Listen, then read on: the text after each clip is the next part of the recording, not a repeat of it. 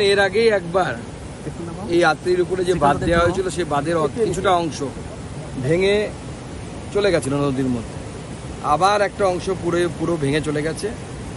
পরিষ্কার বোঝা যাচ্ছে যখন এই বাঁধ তৈরি করা হয়েছিল এই বাঁধ অবৈজ্ঞানিকভাবে তৈরি হয়েছিল এবং চরম দুর্নীতি। এই যে রড দেখা যাচ্ছে ভাঙার ফলে সব বাইরে চলে এসছে, যে রড দেখা যাচ্ছে 12 mm এর রড এখান থেকে দেখতে পাচ্ছি আমরা। এই তো লোকে বাড়ি তৈরি করার সময় তো এর থেকে ভালো রড দেয়, TMT দেয়। তার জায়গায় এখানে এত বড় জলের স্রোত, বন্যার সময় কতটা জলের স্রোত হয় আপনারা জানেন। সেই জলের স্রোত, কারণ আপনি বাংলাদেশ হয়ে আমাদের জেলাতে ঢুকছে কুমারগঞ্জের ওখান থেকে, তো সেই জলের স্রোতকে আটকানোর জন্য কত ভালো কাজ হওয়া দরকার, সেই কাজ কিচ্ছু হয়নি। চরম দুর্নীতি হয়েছে এবং তৃণমূল কংগ্রেস নেতারা এখান থেকে কাটমানি খেয়েছে। আমি ডিমান্ড করছি DM এর কাছে যে আপনি এর তদন্ত করুন, দুর্নীতির তদন্ত করুন। এই বস্তা ফেলে তো বাঁচাবেন লোকজনকে, সাময়িকভাবে কাজ হবে।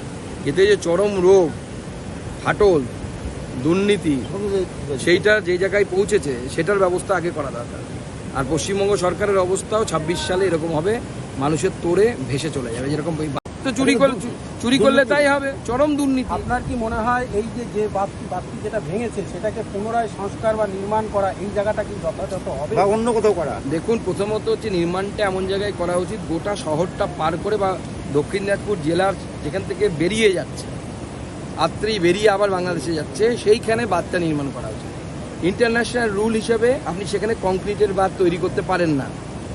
ওখানে আপনাকে বাংলাদেশের মতোই বুদ্ধি কাটিয়ে রাবার ড্যাম বা ওই জাতীয় বাঁধ আপনাকে তৈরি করতে হবে, যাতে আপনার বিরুদ্ধে বাংলাদেশ এই প্রশ্নটা তুলতে না পারে যে আপনি ওখানে ইন্টারন্যাশনাল নিয়ম বা রুলস রেগুলেশন ভেঙেছে। ঠিক ওই বুদ্ধিতেই করতে হবে যে বুদ্ধিতে বাংলাদেশ করেছে।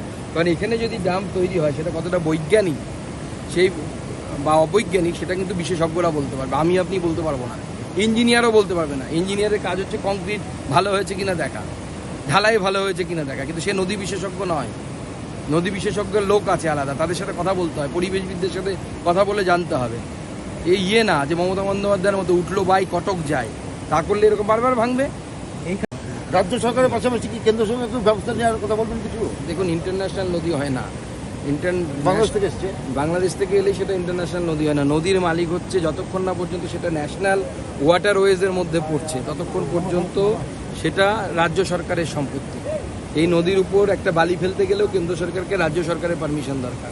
অলরেডি যখন শেখ হাসিনা সরকার বাংলাদেশে ছিল 2019 সালে আমি জেতার পর, শেখ হাসিনা সরকারের তরফ থেকে আত্রেইতে ড্রেজিং করা হবে, বাংলাদেশের পোর্শনে ড্রেজিং করা হবে। ভারতের ভেতরে বাংলাদেশ সরকার চাইছিল ড্রেজিং করা হোক।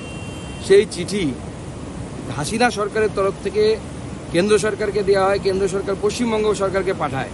কারণ ড্রেজিং কেন্দ্র সরকার করবে, পয়সা কেন্দ্র সরকারের, কিন্তু পারমিশন লাগবে রাজ্য সরকার, কারণ নদীর মালিক হচ্ছে রাজ্য সরকার, যেহেতু এটা ন্যাশনাল ওয়াটারওয়েজ না। আজ অবধি ওই চিঠির উত্তর কেন্দ্র সরকারের কাছে পৌঁছয়নি। শেখ হাসিনা সরকার থেকে বিদায় নিয়ে নিয়েছে, কিন্তু চিঠির উত্তর কেন্দ্র সরকারের কাছে এখনো পর্যন্ত পৌঁছয়নি। প্রত্যেকটি বিষয় এরকম। এই দক্ষিণ দিনাজপুর জেলার জন্য বারবার এইরকম বৈমাত্রীয় সুলভ আচরণ হয়েছে, আপনারা জানেন। আমি উদাহরণ দিয়ে বলে দিচ্ছি, আবার একটা উদাহরণ দিচ্ছি। 1 টাকায়, মাত্র 1 টাকায় কেন্দ্র সরকার বালুরঘাট এয়ারপোর্টটা রাজ্য সরকারকে দিয়েছিল। আপনাদের নিশ্চয়ই মনে আছে, মমতা বন্দ্যোপাধ্যায় নিজে এসে বলেছিলেন বিমান চালাবো এখান থেকে।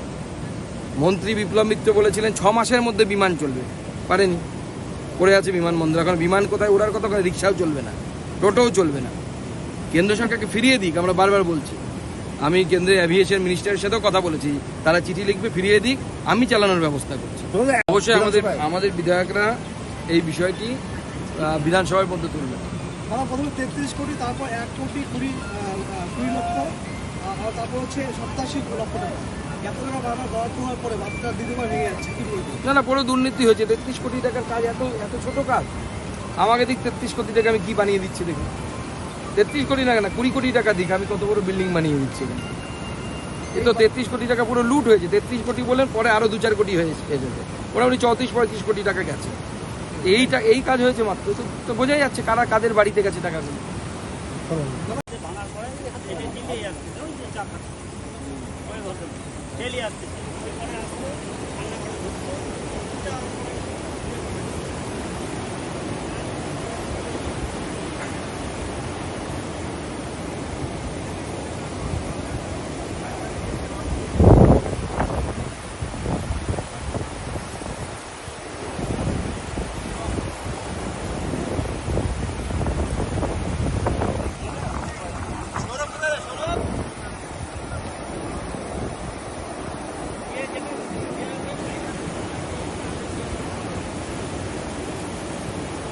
হ্যাঁ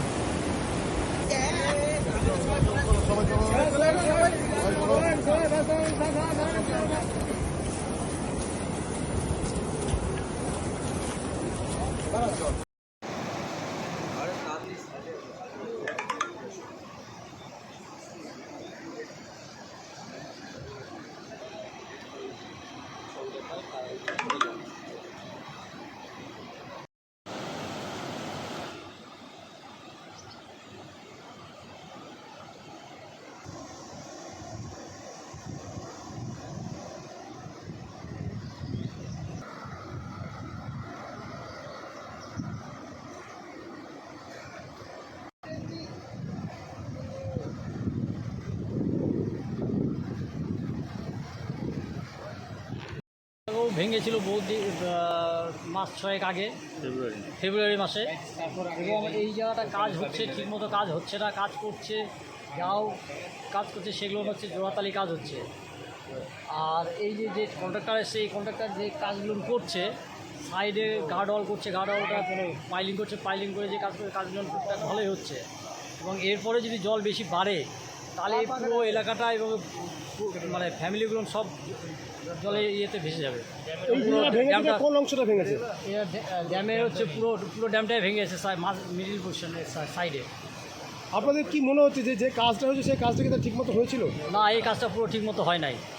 এবং আগে যে কন্ট্রাক্টর কাজ করেছে সে কন্ট্রাক্টর কোনো রডই ব্যানের এরকম দেখা যাচ্ছে যে সব কমা রড দিয়ে কাজ করেছে এবং ঢালাইটা ঠিকমতো ঢালাই ঠিক করে নাই, পাকাপুক্ত ঢালাই হয় নাই। গতকাল এটা কখন ভেঙেছিল? গতকাল রাত্রি 2টো থেকে মোটামুটি জল বাড়ার পরেই এটা ভেঙে পড়ে। কতটা আতঙ্কে আছেন আপনারা? আমরা এখানে পুরোটাই আতঙ্কে আছি এবং এই আশেপাশে যে ফ্যামিলি গ্রামবাসীগুলো আছে, বাড়িঘর আছে, তারাও পুরো আতঙ্কে আছে। এর থেকে যদি জল বেশি বাড়ে তাহলে এই পুরো এলাকাটাই ভেঙে চলে যাবে, জলে তলায় চলে যাবে। কি নাম আপনার? আমার নাম সুব্রত ফৌজদার।